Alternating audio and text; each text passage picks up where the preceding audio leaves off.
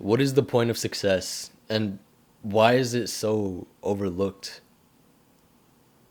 Everybody says they want to be successful when they're at my age, when they're young. They say they want to start their own business. They want it to be successful, yet something like 90% of businesses fail.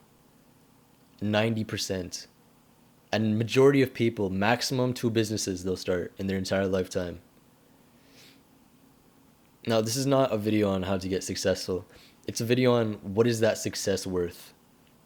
What do you have to do to get there? Not the steps to get there. What do you have to lose in order to get there? And I think I have a general idea. Or at least some things I regret not doing or not prioritizing when I tried to aim for that level of achievement. Even though I'm not there yet, I know that there's still a lot I could have put on the path a while back when I first started. So firstly, is social stuff. And yeah, people say don't make friends. I would say friends are very important. Get friends, but make sure they assist you on your journey, right? So that's one thing. But another thing is something you've probably never heard, and it's self-acceptance. Now, it's not like the kind of self-acceptance where you like look at yourself in the mirror and you're like, oh, I love who I am. I love myself, right? That's weird. I'm talking the self-acceptance of non-complacency. So when people think of self-acceptance, they think generally of, okay, I'm happy with who I am and I don't need to do anything to change myself.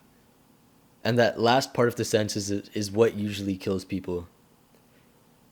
And what I've been doing for a very, very long time is holding back my true self. Not in the spiritual sense, in the sense of putting myself down. I was overlooking what kind of person I am, and I'm very narcissistic, very self-centered. Narcissism is probably a radical version. I'm very self-centered, partially egoistic, but I talk about myself. Oddly enough, when I get into conversation, I talk about the other person more. It's probably from How to Win Friends and Influence People, but everything about me is about me. And, I've always felt weak trying to talk about self-acceptance. I felt weird having to say to myself, I like you for who you are. But I don't think that's the right way to go about it. Because you can think about it like this. There's two kinds of self-acceptance. There's the complacency self-acceptance, which is I don't need to grow anymore. And then there's the self-acceptance of saying I know where I am now. I know who I am now. I am feeling this and this right now. Which ones do I need to work on? Which ones are the most vital, the most important for me to grow to achieve my goal? And this ties in with a concept named called essentialism. Essentialism is choosing the essential few from the trivial many. And I find myself kind of scattered, kind of lost. Say, for example, I wanted to get into a top university. That means that I have to be a very, very high achiever. Now, originally, I thought, you need to do a bunch of extracurriculars. You need to do, student council. You need to open your own club, open your own business, open your own, whatever you got to do. Have high positions, keep high grades. And what sounds wrong with that? You're trying to go narrow in a variety of different fields. But at least that's the advice that we're told, and I don't think that's right.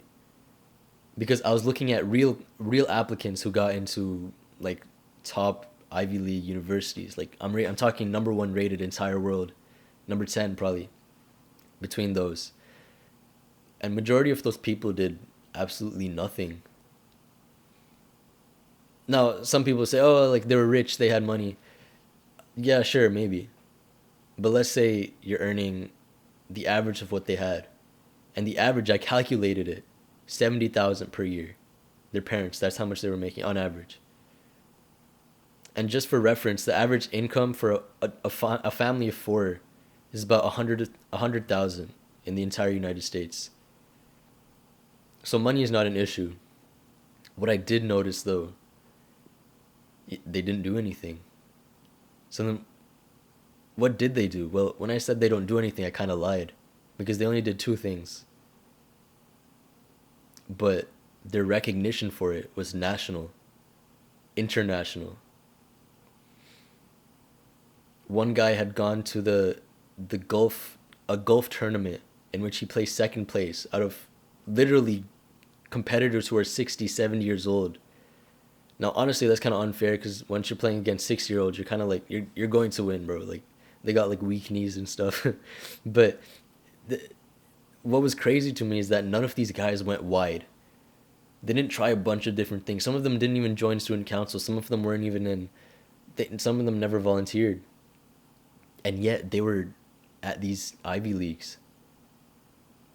I think one of the main things that college admissions officers are looking for, I'm going on a tangent here. One of the main things they're looking for is your purpose. So you tell them your purpose, and then so you have an essay you have to write. So you tell them your purpose. Okay, I want to change the world. I want to do X. And the guy's reading it. He's like, okay. But then you also write in there, once I join Harvard, then I will. And that's when they reject you. Because they want to know, what are you doing now without the resources? Is your passion truly as big as it is? What are you doing now without the resources to get to that same point? What are your essential few that you're going narrow in, you're going up in, you're dedicating most of your focus to, so that you can achieve that same purpose you just wrote to me?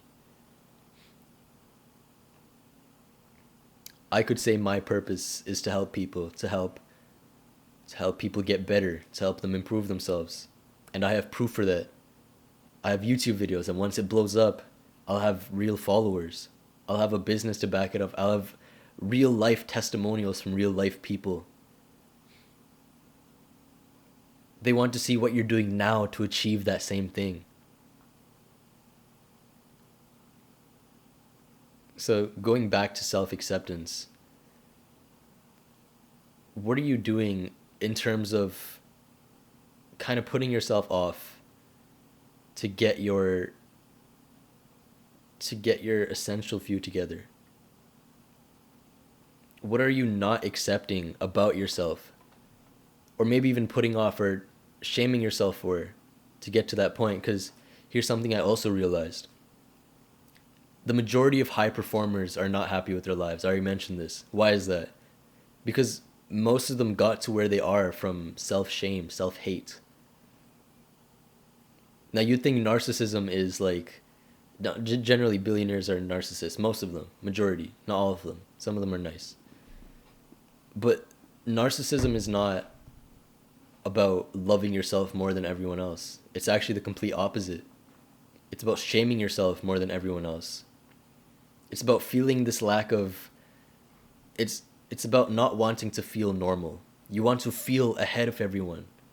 So what do? You shame yourself into believing that you are.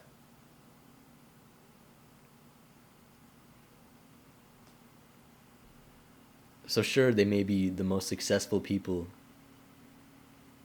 but they have cars, they have homes, they have all the food they can access, but they're on their third divorce and they don't talk to any of their kids. Is that a life worth living? Is that the success that you're willing to sacrifice for? Now, I don't consider it a sacrifice because now I have knowledge of these things. They did not. They don't study self-improvement. They just went on to do what they wanted to do. I think people get this wrong. Self-improvement, self-care is not the path to becoming, a millionaire, becoming rich, becoming whatever your terms of successful is, which is generally freedom of time, location, and resources. Whatever it is, these guys, self-care has nothing to do with it. None of them are on self-care. I recently, and this kind of hit the point in me, I recently heard an interview by Mark Zuckerberg. He was on Joe Rogan's show. And he was saying, every morning I wake up, I check social media. I check my messages, I check my emails, and I get punched in the gut. You can find these exact same words on his podcast. Mark Zuckerberg, a billionaire. I've heard Tim Ferriss, multi-millionaire, saying that once he was making $80,000 per month from his business, and he was working nothing on it. He was at his lowest point.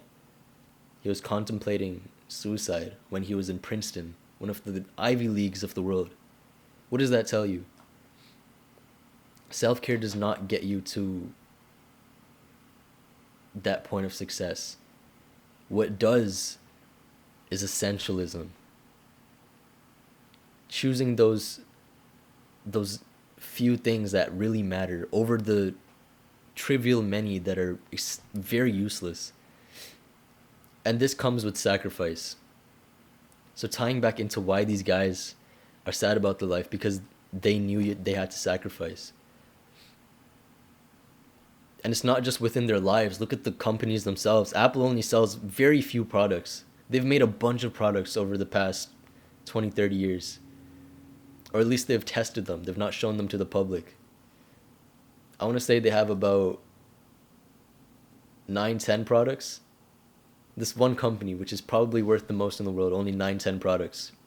They take those few, those essential few, and take them to the top. They go narrow with very few things. If you want to go narrow in life,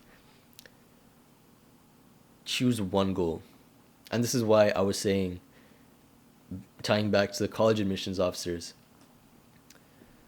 they don't want to see the student who